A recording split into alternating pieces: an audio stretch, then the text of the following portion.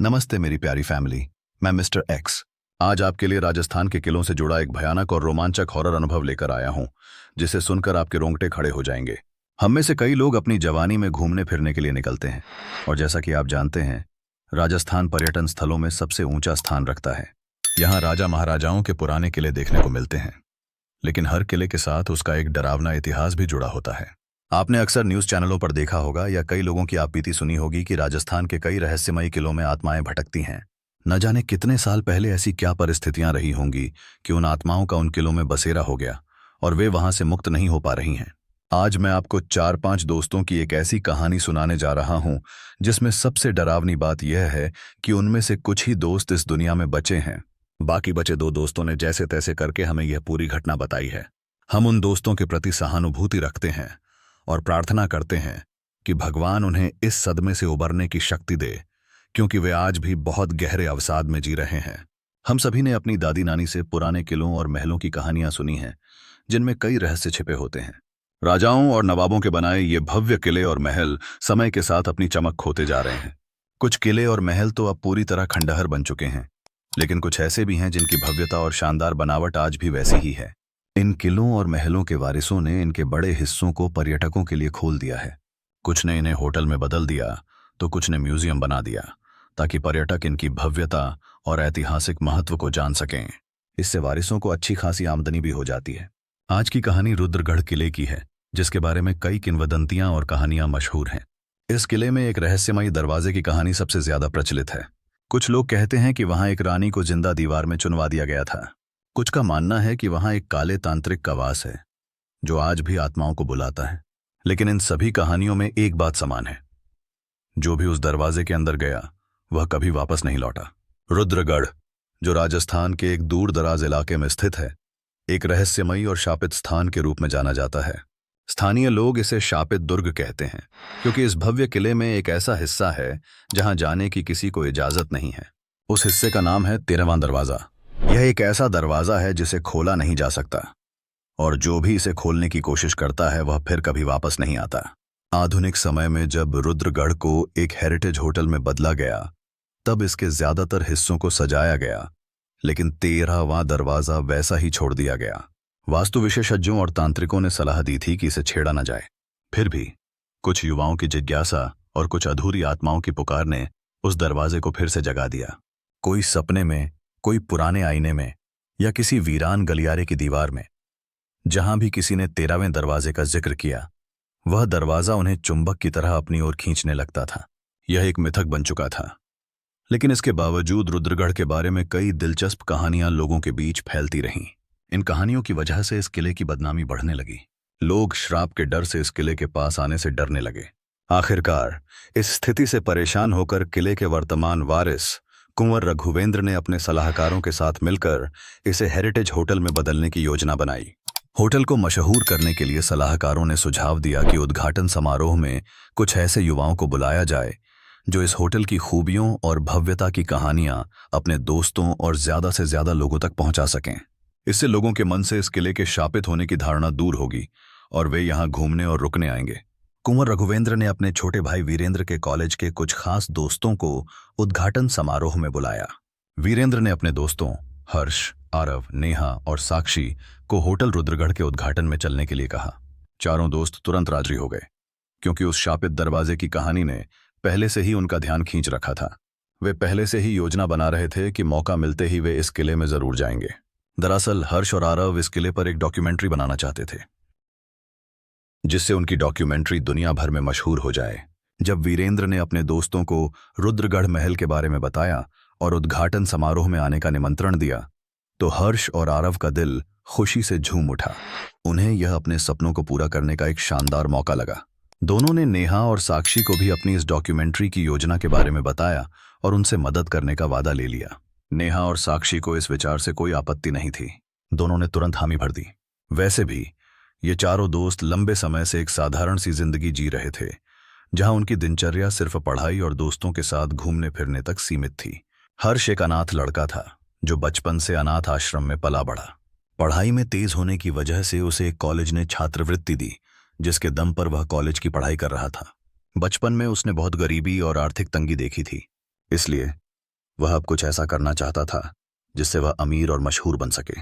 आरव का परिवार तो था, लेकिन उसने भी बचपन से गरीबी और तंगहाली का सामना किया था। उसके पिता एक छोटी सी किराने की दुकान चलाते थे और उसी दुकान की मामूली आमदनी से 7 लोगों का परिवार चलता था। आरव भी पहली कक्षा से सरकारी छात्रवृत्ति के सहारे पढ़ाई कर रहा था। नेहा के पिता कई साल पहले एक हादसे में अपनी आंखें गंवा चुके थे। उनके अंधे होने के बाद नेहा की मां सिलाई बुनाई करके परिवार का पालन पोषण करती थीं। नेहा बचपन से ही बहुत मेहनती थी और जीवन में आगे बढ़ने की चाहत उसमें कूट कूट कर भरी थी। साक्षी की कहानी तो और भी दुखद थी। उसकी मां का देहांत तब हो गया था जब वह सिर्फ 1 साल की थी। साक्षी के पिता ने दूसरी शादी कर ली थी और उसकी सौतेली मां ने उस पर इतना जुल्म किया कि साक्षी ने आखिरकार अपने पिता को मना लिया कि वे उसे लड़कियों के हॉस्टल में दाखिल कर दें। अब साक्षी हमेशा हॉस्टल में ही रहती थी और कभी घर नहीं जाती थी। पिछले 4 साल में उसके पिता कभी कभार हॉस्टल आकर उससे मिलते थे। साक्षी का सपना था कि वह अपनी पढ़ाई पूरी करे और ऐसा काम करे जिससे उसे दौलत और शोहरत दोनों मिले। इन चारों दोस्तों का जिंदगी में सिर्फ एक ही लक्ष्य था, बेशुमार दौलत और शोहरत कमाना। हालांकि इनमें से हर किसी की अपनी एक अलग दुनिया और सोच थी, लेकिन यही सोच उन्हें एक ऐसे खतरनाक और रहस्यमयी मोड़ पर ले आई जहां से वापसी का रास्ता पूरी तरह बंद था। हर्ष को वैसे भी साहसिक और रोमांचकारी कामों का शौक था। वह अक्सर पुराने किलों, इतिहास और रहस्यमयी स्थानों के बारे में किताबें पढ़ता रहता था। जब उसने पहली बार रुद्रगढ़ महल और उसमें छिपे 13वें दरवाजे के बारे में सुना तो उसकी जिज्ञासा और बढ़ गई। उसने वीरेंद्र, जो रुद्रगढ़ के राजवंश का सदस्य था, से 13वें दरवाजे और उससे जुड़े मिथकों के बारे में पूछा। वीरेंद्र ने बताया कि यह कोई साधारण दरवाजा नहीं है। यह एक गुप्त तंत्र मंत्र से भरा रहस्यमयी दरवाजा है जो एक अदृश्य बंधन और काले तंत्र से जुड़ा है। 13वां दरवाजा एक तामसी द्वार था जिसे विशेष मुहूर्त, मानव बलि और तांत्रिक यंत्रों से बनाया गया था। एक रात राजगुरु आचार्य विरक्त ने गुप्त रूप से नरबलि दी और एक तांत्रिक मंडल तैयार किया। उसने उस द्वार को शून्य द्वार नाम दिया। उसका मकसद था एक ऐसा रास्ता खोलना जिससे आत्माएं उसके आदेश पर लौट सकें। लेकिन यज्ञ के दौरान कुछ गलत हो गया। 13वां दरवाजा बेकाबू हो गया और उसने आत्माओं को अपनी ओर खींचना शुरू कर दिया। यह देखकर राववीर सिंह गुस्से और घबराहट में आ गए। उन्होंने तुरंत आचार्य को मरवा दिया और उस दरवाजे को लोहा, तांबा, रुद्राक्ष और नाग की राख से सील कर दिया। 13वें दरवाजे पर 3 प्रमुख चिन्ह थे। 13वें दरवाजे पर 3 प्रमुख चिन्ह थे। त्रिकाल बिंदु, जो समय की समाप्ति का प्रतीक था। उल्टा त्रिकोण, जो आत्मा को विपरीत दिशा में खींचने का संकेत देता था। और संख्या 13, जो दुर्भाग्य और तंत्र का प्रतीक थी। वीरेंद्र ने रहस्यमयी ढंग से हर्ष और आरव को बताया कि रात के समय अगर कोई उस हिस्से से गुजरता है तो उसके कानों में प्राचीन राजस्थानी भाषा में कोई फुसफुसाता है। इतना ही नहीं, कभी कभी दरवाजे के पास से बहने वाली हवा बहुत ठंडी और भारी लगती है। महल के कर्मचारी डर के मारे उस हिस्से में जाते तक नहीं, यहां तक कि वे वहां झाड़ू भी नहीं लगाते। जब वीरेंद्र ने हर्ष को बताया कि उनकी पीढ़ी में किसी ने भी उस रहस्यमयी दरवाजे को नहीं देखा और न ही कोई पक्के तौर पर जानता है कि 13वें दरवाजे का रहस्य क्या है, तो हर्ष और भी उत्साहित हो गया। उसे लगा कि वह सुनहरा मौका जिसकी उसे तलाश थी अब आ गया है। उसकी आंखों में चमक आ गई। वह जानता था कि यह एक साहसिक और रोमांचक काम होगा। इसलिए हर्ष ने आरव, नेहा और साक्षी को अपनी योजना समझाई। उसे पता था कि यह खतरनाक और रहस्यमयी काम वह अकेले नहीं कर सकता। अपनी योजना को सफल बनाने के लिए उसे अपने तीनों दोस्तों की मदद चाहिए थी। आरव, जो हर्ष का करीबी दोस्त था, हमेशा मानता था कि साहस का कोई मतलब नहीं जब तक इंसान खतरे और डर से न लड़े। उसे न तो किसी चीज से डर लगता था, न ही वह बेकार में खतरों से घबराता था। जब हर्ष ने उससे इस बारे में बात की तो उसने बिना सोचे तुरंत हामी भर दी।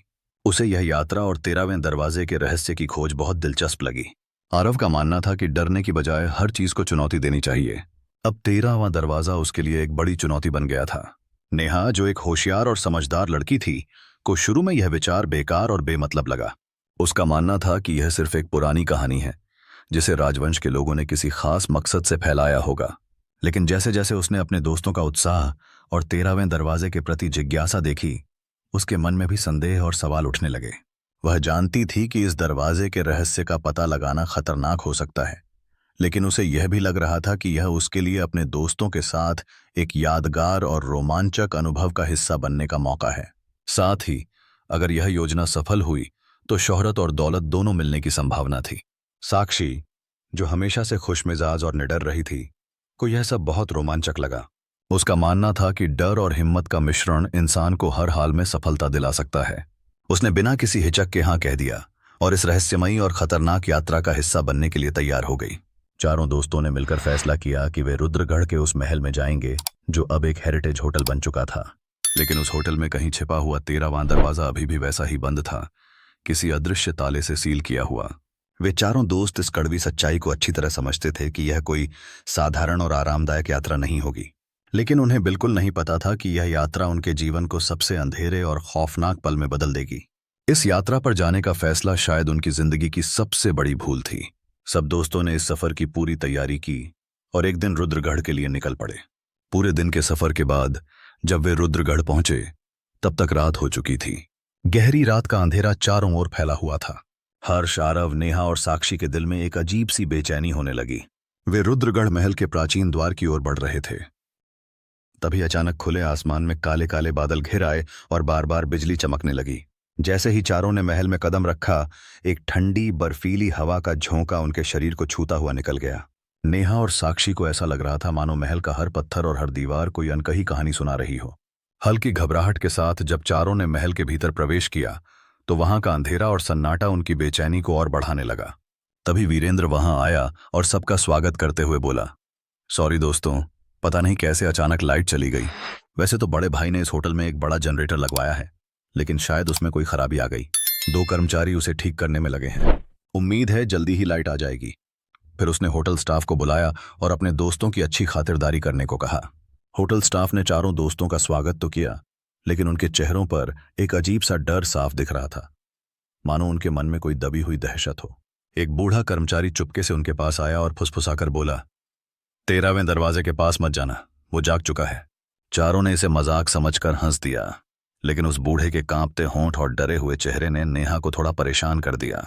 रात के खाने के बाद जब सभी अपने अपने कमरों में चले गए, हर्ष और आरव ने फैसला किया कि अब 13वें दरवाजे को ढूंढने का सही समय है। उस रात जब होटल के बाकी मेहमान सो रहे थे, चारों ने चुपके से एक योजना बनाई। वे रात के अंधेरे में बिना किसी को बताए महल के उस हिस्से की ओर बढ़े। उनके हाथों में टॉर्च और कैमरे थे, क्योंकि वे जो कुछ भी देखेंगे उसे रिकॉर्ड करना चाहते थे। हर कदम के साथ उनका उत्साह और डर दोनों बढ़ रहे थे, लेकिन वे पीछे नहीं हटे। 13वां दरवाजा उस हिस्से में था जिसे अब वर्जित क्षेत्र माना जाता था। यह दरवाजा एक घने अंधेरे कोने में छिपा था जो आसानी से दिखाई नहीं देता था। अपने साथ लाए कैमरे, टॉर्च और रिकॉर्डिंग डिवाइस को वे बहुत सावधानी से संभाले हुए थे। धीरे धीरे वे महल के उस पुराने हिस्से की ओर बढ़े जिसे खंडहर कहा जाता था, वही हिस्सा जो अब उन्हें एक भयानक खतरे की ओर ले जा रहा था। जैसे ही वे उस खंडहर जैसे हिस्से में पहुंचे, उन्होंने देखा कि वहां का माहौल पूरी तरह डरावना था। सीलन भरी दीवारें, मकड़ियों के जाले, टूटा हुआ फर्श और दीवारों पर बनी अजीब आकृतियां थीं। दीवारों पर एक जैसे 13 निशान बने थे, मानो किसी रहस्यमयी भाषा में कोई संदेश छिपा हो। जब चारों ने पहली बार उस दरवाजे को देखा तो उनकी आंखों में हैरत और डर की मिलीजुली भावनाएं झलक उठीं। हर्ष ने गहरी सांस लेते हुए कहा, हो सकता है कि हम यहां से वापस न लौटें, लेकिन यह समझ लो कि यह तो बस शुरुआत है। चाहे जितनी भी मुश्किल आए, हम अपने मकसद को पूरा करके ही दम लेंगे। आरव, जो अब इस माहौल को देखकर थोड़ा घबराया हुआ था, फिर भी हर्ष की बात से सहमत था। उसने कहा, यही तो हमारी सबसे बड़ी चुनौती है, अब हमें इसे खोलना ही होगा, तभी तो यहां आने का हमारा मकसद पूरा होगा। नेहा और साक्षी को इस डरावनी जगह पर कदम रखते ही अजीब सा डर लग रहा था, लेकिन वे जानती थीं कि अब पीछे हटने का कोई मतलब नहीं। फिर बिना देर किए चारों दोस्त काम पर लग गए। उन्होंने मिलकर उस विशाल लोहे के दरवाजे पर लगा पुराना ताला तोड़ दिया। बरसों से बंद वह दरवाजा धीरे धीरे चर्रर की आवाज के साथ खुलने लगा। जैसे ही दरवाजा खुला, एक ठंडा और सीलन भरा हवा का झोंका आया। चारों दोस्तों ने एक दूसरे को देखा, फिर एक गहरी सांस लेकर अपनी अपनी टॉर्च जलाई और अंदर के कमरे में कदम रखा। दरवाजे के अंदर कदम रखते ही उनकी नजरें सामने की दीवार पर पड़ीं। वहां कुछ अजीब से चित्र बने थे, जो ऐसे लग रहे थे मानो किसी ने अपने लंबे, नुकीले नाखूनों से उन्हें खुरचकर बनाया हो। चारों दोस्त अभी हैरत में डूबे हुए थे। वे उन चित्रों को देख ही रहे थे कि अचानक साक्षी जोर से चीख पड़ी। उसकी चीख सुनते ही बाकी तीनों दोस्त हड़बड़ाकर उसकी ओर देखने लगे। साक्षी घबराई हुई आवाज में बोली, अभी अभी किसी ने मेरे कंधे पर हाथ रखा था। उसके लंबे नाखून मेरे कंधे में चुभ रहे थे। हर्ष, आरव और नेहा ने हैरानी से इधर उधर देखा, लेकिन वहां कोई नहीं दिखा। वे कुछ कहने या पूछने ही वाले थे कि तभी एक भारी आवाज आई, धड़ाम। सबने पलटकर देखा तो उनकी आंखें फटी की फटी रह गईं। वह भारी लोहे का दरवाजा अपने आप बंद हो चुका था। इतने बड़े दरवाजे का अचानक बंद होना देखकर सभी बुरी तरह डर गए। नेहा और साक्षी ने कांपते हुए कहा, यह दरवाजा अचानक कैसे बंद हो गया? अब हम यहां से बाहर कैसे निकलेंगे? हर्ष ने उन्हें हिम्मत बंधाते हुए कहा, घबराओ मत, शायद तेज हवा के झोंके की वजह से दरवाजा बंद हो गया। मैं और आरव मिलकर इसे अभी खोल देंगे।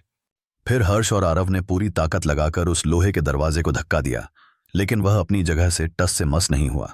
तभी नेहा चिल्लाई, लगता है फर्श पर कोई सांप रेंग रहा है। सभी ने चौंक कर अपनी टॉर्च की रोशनी नीचे की ओर की, लेकिन तभी एक अजीब सी सरसराहट के साथ भयानक आवाज गूंजी, अब तुम सब यहां से बाहर नहीं जा सकते। तुम यहीं रहोगे, इस तहखाने में, हमेशा हमेशा के लिए। हर्ष, जो अब थोड़ा घबराया हुआ लग रहा था, अचानक जोर से चीखा और पत्थर की मूर्ति की तरह अपनी जगह पर जम गया। अगले ही पल उसकी आंखें पूरी तरह सफेद हो गईं और वह धड़ाम से जमीन पर गिरकर बेहोश हो गया। हर्ष को इस तरह चीखते और गिरते देख बाकी तीनों दोस्त बुरी तरह डर गए। वे जमीन पर बैठकर हर्ष को पुकारने लगे और उसे होश में लाने की कोशिश करने लगे। तभी तहखाने के एक कोने में अचानक एक चेहरा सा उभरा। उस चेहरे की आंखें बिना पलकों की थीं और कटे हुए होंठों पर एक डरावनी मुस्कान थी। यह भयानक नजारा देखकर आरव, नेहा और साक्षी तीनों बदहवास होकर जोर जोर से चीखने लगे, लेकिन उनकी चीखें बाहर किसी को सुनाई नहीं दे रही थीं। यह वही पल था जब चारों दोस्त एक ऐसे अंधेरे मोड़ पर फंस गए थे जहां से न तो वे आगे जा सकते थे, न पीछे मुड़कर तहखाने से बाहर निकल सकते थे। वे उस महल के तहखाने में चूहों की तरह चूहेदानी में फंस गए थे। आरव घबराते हुए इधर उधर देखने लगा और डर से बोला, लगता है हमने यहां आकर बहुत बड़ी गलती कर दी। लोग ठीक ही कहते थे कि 13वां दरवाजा एक ऐसी दुनिया का द्वार है जहां अतीत और वर्तमान घुल मिल जाते हैं और जहां से कोई वापस नहीं लौटता। साक्षी रोते हुए बोली, पता नहीं हमारे दिमाग को क्या हो गया था। इस मनहूस दरवाजे के बारे में सब जानते हुए भी हम बेवकूफों की तरह यहां चले आए। नेहा भी पछताते हुए बोली, इस शापित जगह पर जरूर भयानक आत्माएं और रूहें हैं जो यहां आने वालों को कभी वापस नहीं जाने देती। अब हमें भी वे रूहें यहां से नहीं जाने देंगी, हम यहीं फंस जाएंगे। तभी नेहा और साक्षी को कुछ अजीब सा महसूस हुआ। उस बंद कमरे में अचानक तेज आंधी सी चलने लगी और न जाने कहां से ढेर सारे सूखे पत्ते उड़ने लगे। साक्षी को लगा जैसे कोई तहखाने में चल रहा हो। तभी सामने की दीवार पर एक अजनबी परछाई उभरी जिसने सिर्फ एक शब्द बोला, तेरी। साक्षी ने घबराकर बाकी दोस्तों का ध्यान उस ओर खींचा, लेकिन तभी वह परछाई अचानक गायब हो गई। फिर अचानक उनकी सारी टॉर्च की रोशनी बंद हो गई और उस घने अंधेरे में सिसकियों की अजीब सी आवाज गूंजने लगी। अब तक चारों दोस्त समझ चुके थे कि उनके साथ कुछ बहुत ही खतरनाक होने वाला है। तभी हर्ष अचानक होश में आया और एकदम से खड़ा हो गया। वह अजीब सी आवाज में बोला, अरे हम लोग अब तक यहीं खड़े हैं, हमें तो अभी आगे जाना है, उस रहस्यमय दरवाजे के पार तहखाने तक पहुंचना है। आरव हैरानी से चिल्लाया, होश में आ हर्ष, ध्यान से देख, हम इस अंधेरे और खतरनाक कमरे तक पहुंच चुके हैं जहां से अब और आगे जाने का कोई रास्ता नहीं है। आरव की बात सुनते ही हर्ष जोर जोर से हंसने लगा। फिर उसने तेजी से आरव का हाथ पकड़ा और सामने वाली दीवार की ओर खींच ले गया। हर्ष ने दीवार के ठीक बीच में जोर से लात मारी। अगले ही पल वह दीवार अपनी जगह से सरक गई और वहां सीढ़ियां दिखाई देने लगीं जो नीचे की ओर जा रही थीं। हर्ष ने आरव को सोचने का मौका दिए बिना उसे अपने साथ उन सीढ़ियों पर खींच लिया जो न जाने महल के किस अंधेरे तहखाने तक जाती थीं। आरव का दिमाग पूरी तरह सुन्न हो चुका था। वह किसी रोबोट की तरह एक एक सीढ़ी उतरते हुए हर्ष के पीछे चला जा रहा था।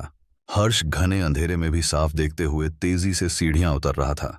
नेहा और साक्षी सीढ़ियों के ऊपर खड़ी थीं, बुरी तरह घबराई हुई। अंधेरे की वजह से उन्हें कुछ भी दिखाई नहीं दे रहा था। जब हर्ष और आरव सीढ़ियां उतरकर नीचे पहुंचे तो वहां हल्की सी लाल रोशनी फैली हुई थी। उस धीमी रोशनी में उन्होंने देखा कि वहां एक बहुत पुराना कमरा था जिसके सामने एक मजबूत लोहे का दरवाजा था।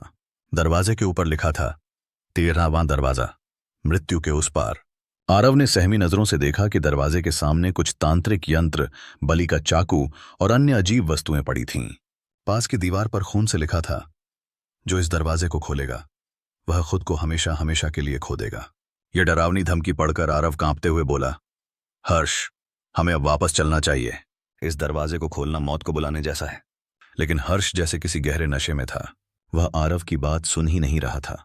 उसकी आंखों में पागलपन सा झलक रहा था। वह बार बार बड़बड़ाए जा रहा था, बस ये 13वां दरवाजा, बस एक बार इसे खोलना है, बस एक बार। आरव उसे रोक पाता। इससे पहले ही हर्ष ने बिजली की तेजी से आगे बढ़कर दरवाजे को छू लिया। जैसे ही उसने दरवाजा छुआ, वह लोहे का पुराना दरवाजा कांपने लगा। दीवारें हिलने लगीं और अचानक एक झटके से 13वां दरवाजा खुल गया। हर्ष की आंखें अब पूरी तरह खुली थीं, लेकिन वह पलकें नहीं झपक रहा था। वह एकटक उस खुले दरवाजे की ओर देख रहा था। जैसे ही दरवाजा खुला, उसके अंदर से खून जमा देने वाली ठंडी हवा निकली। वह हवा इतनी ठंडी, भारी और जहरीली थी कि कमरे में जल रही मशाल अपने आप बुझ गई। चारों ओर घना अंधेरा और भयानक सन्नाटा छा गया। हर्ष, पीछे हट! आरव पूरी ताकत से चीखा, लेकिन तब तक बहुत देर हो चुकी थी। हर्ष उस दरवाजे के पार जा चुका था। आरव ने हिम्मत जुटाकर दरवाजे के पास जाकर देखा। उसे दिखा कि दरवाजे के पार अंधेरा नहीं था। वहां एक अलग ही दुनिया थी। जमीन दलदली और लिजलिजी थी, जैसे कीचड़ से भरी हो। हर्ष तेजी से उस दरवाजे के अंदर चला गया, लेकिन जैसे ही उसके पैर ने उस दुनिया की जमीन को छुआ, वह दर्द से कराहते हुए जोर से चीख पड़ा। उसके पूरे शरीर पर काले निशान उभरने लगे, जैसे किसी ने उसे आग में तपती सलाखों से दागा हो। उसकी आंखें उलट गईं और मुंह से सिर्फ एक शब्द निकला, मौत। आरव ने उसका हाथ पकड़कर खींचने की कोशिश की, लेकिन एक अदृश्य ताकत ने उसे जमीन पर पटक दिया। तभी वहां एक चुड़ैल का विकराल रूप प्रकट हुआ। उसके उल्टे मुड़े पंजे, डरावने पैर, लंबे लहराते बाल, गिरगिट जैसी नाक, भैंस जैसी बड़ी बड़ी आंखें और कटे हुए होंठ, सब मिलकर उसे बेहद भयानक और खौफनाक बना रहे थे। वह चुड़ैल शायद उस दरवाजे के खुलने का ही इंतजार कर रही थी। दरवाजा खुलते ही चारों ओर फिर से घना अंधेरा छा गया। चुड़ैल ने अचानक हर्ष की ओर छलांग लगाई और चमगादड़ की तरह हवा में तैरते हुए जमीन पर आ खड़ी हुई। जमीन पर उतरते ही उसने अपने उल्टे मुड़े पैरों को 2 बार जोर से पटका और चिल्लाई, रूहानी दुनियाओं के शहंशाह, कहां हो तुम? मेरे सामने आओ, अभी, इसी क्षण। उसके चिल्लाने के कुछ पल बाद तहखाने के सन्नाटे में एक अजीब सी सरसराहट की आवाज गूंजने लगी। ऐसा लग रहा था मानो किसी घने जंगल की झाड़ियों में छिपे सैकड़ों जहरीले सांप तेजी से अपनी जगह से निकलकर आगे बढ़ रहे हों। पूरे माहौल में ऐसी ठंडक छा गई कि चुड़ैल के हाथ पैर भी ठंड से कांपने लगे। वह अपने लंबे लटकते बालों को आगे करके सिर को 360 डिग्री में जोर जोर से घुमाने लगी। साथ ही वह ऊंचे स्वर में एक अजीब मंत्र पढ़ रही थी, शम शम तम तम कुंडली काल कपाली। जैसे ही चुड़ैल ने यह मंत्र 9 बार दोहराया, वहां एक भयानक आंधी उठ खड़ी हुई। उस आंधी में हर्ष और आरव अपनी जगह पर जोर जोर से हिलने लगे। तहखाने में बिखरे सूखे पत्ते रेगिस्तान के रेत के तूफान की तरह इधर उधर उड़ने लगे। फिर अचानक सब कुछ थम गया। आंधी और सारी आवाजें बंद हो गईं और तहखाने में गहरी खामोशी छा गई। इस खामोशी को कुछ ही पल बीते थे कि हवा में से हजारों बिच्छू निकल आए और चुड़ैल के शरीर से चिपक गए। बिच्छुओं की संख्या इतनी थी कि उन्होंने चुड़ैल के शरीर के हर हिस्से को ढक लिया। उनके जहरीले डंक से चुड़ैल का शरीर दर्द से तड़पने लगा। वह जमीन पर इधर उधर लौटने लगी, लेकिन इस असहनीय दर्द के बावजूद उसके मुंह से एक हल्की सी चीख भी नहीं निकली। वह दर्द को सहते हुए लौटती रही। फिर अचानक सारे बिच्छू हवा में गायब हो गए। अगले ही पल चुड़ैल उठी और तेजी से हर्ष की ओर लपकी। जैसे ही वह उसके करीब पहुंची, वह हर्ष के शरीर में समा गई। आरव अभी कुछ सोच पाता या करता कि तभी दरवाजे के दोनों ओर 2 परछाइयां उभरीं। वे मानव आकार की थीं, लेकिन उनकी आंखें लाल अंगारों की तरह सुलग रही थीं और उनके चेहरों का कोई आकार नहीं था। एक परछाई बोली, जो भी हमारी इस दुनिया में आया, उसका नाम बाहरी दुनिया से हमेशा के लिए मिटा दिया गया। आरव हक्का बक्का यह सोच रहा था कि वह हर्ष को इस भयानक दरवाजे के पार से कैसे बचाए। उधर तहखाने के ऊपरी हिस्से में सीढ़ियों के पास खड़ी नेहा और साक्षी को कुछ समझ नहीं आ रहा था। उन्हें घने अंधेरे में कुछ दिखाई नहीं दे रहा था, बस नीचे तहखाने से अजीब अजीब आवाजें आ रही थीं। तभी उन्हें सीढ़ियों से किसी के ऊपर आने की आहट सुनाई दी। कुछ ही मिनटों में आरव वहां पहुंचा और खोई खोई आवाज में बोला, मैंने हर्ष को बचाने की बहुत कोशिश की, लेकिन वह नहीं माना। वह चला गया उस भयानक 13वें दरवाजे के पार। आरव की हालत देखकर और उसकी बात सुनकर नेहा और साक्षी डर से कांप उठीं। अगले ही पल आरव जमीन पर गिर पड़ा। नेहा और साक्षी ने चिल्लाकर उसे हिलाने की कोशिश की, लेकिन उसका शरीर बर्फ की तरह ठंडा हो चुका था। अचानक उस अंधेरे कमरे में रोशनी फैल गई और दीवारों से खून टपकने लगा।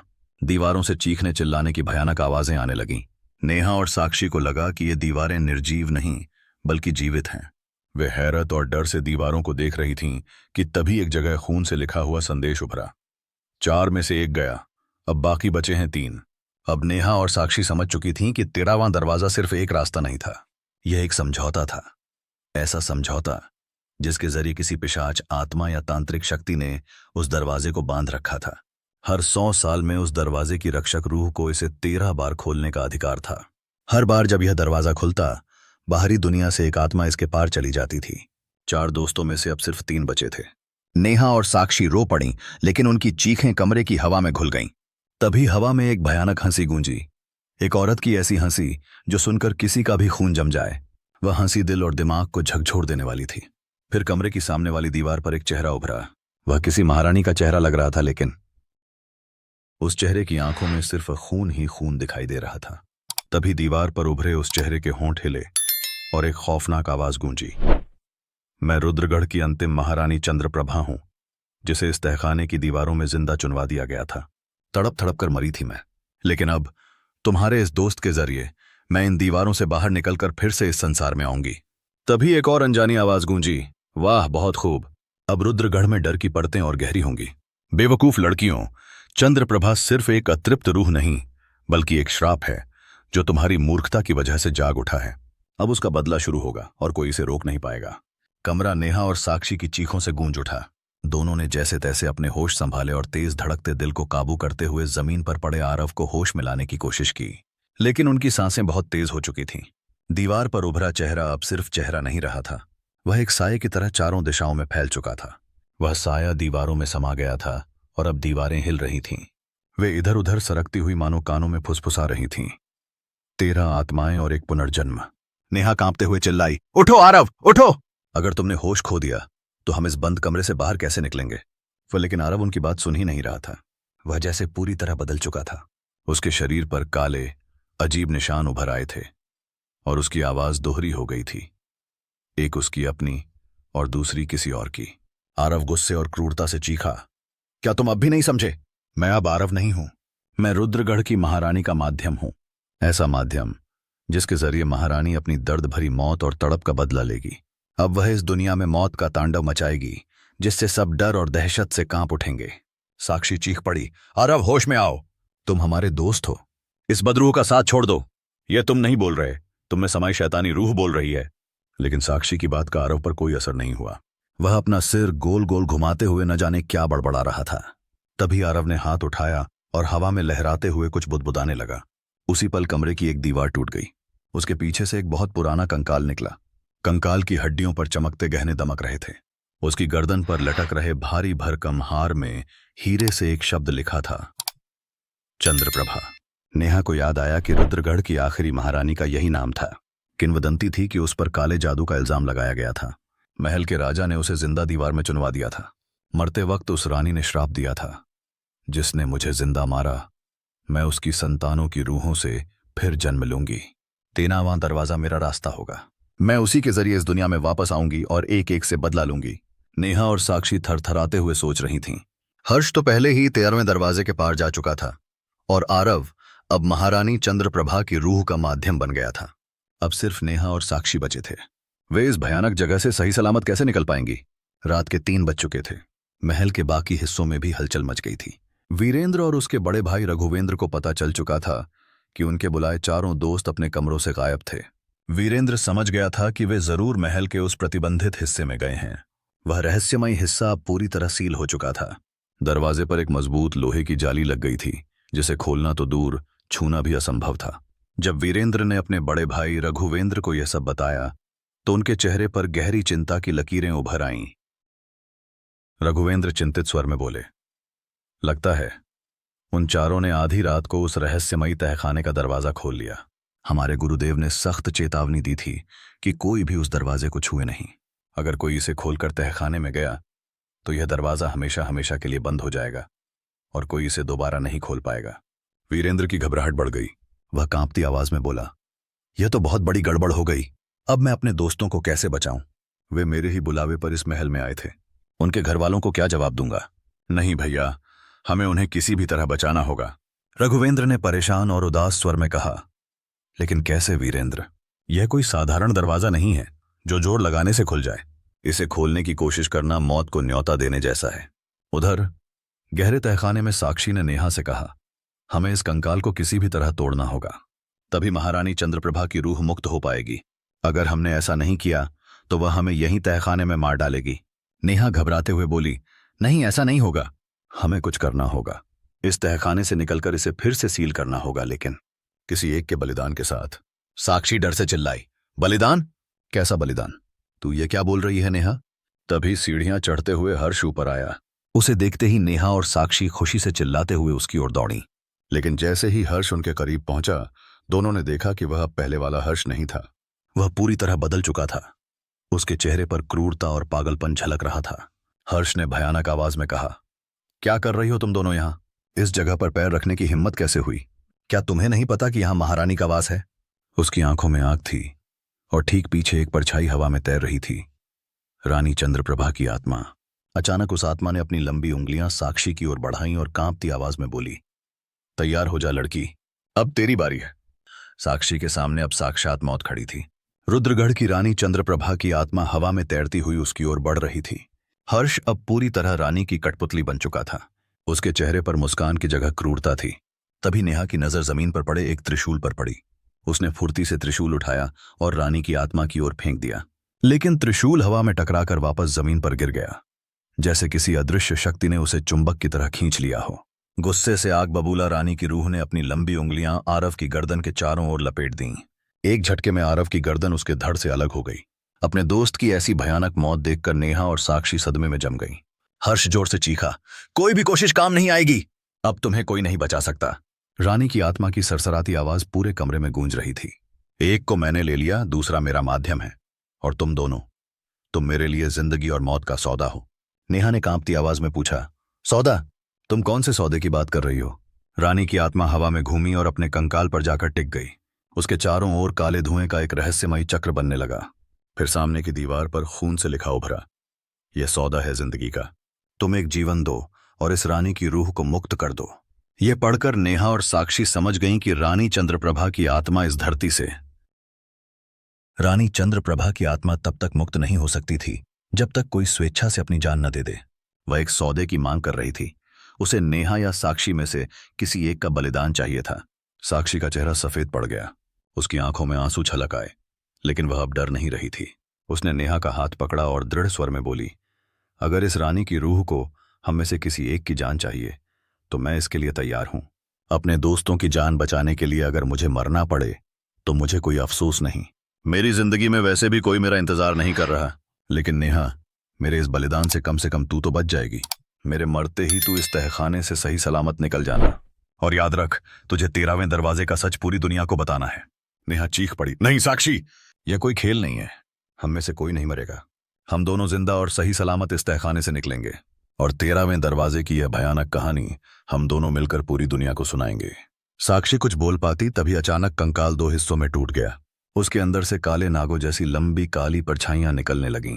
रानी चंद्रप्रभा की आत्मा अब अपने पूरे भयानक रूप में थी। उसका चेहरा झुलसा हुआ, आंखें काले गड्ढों जैसी और बाल कांटों जैसे लटक रहे थे।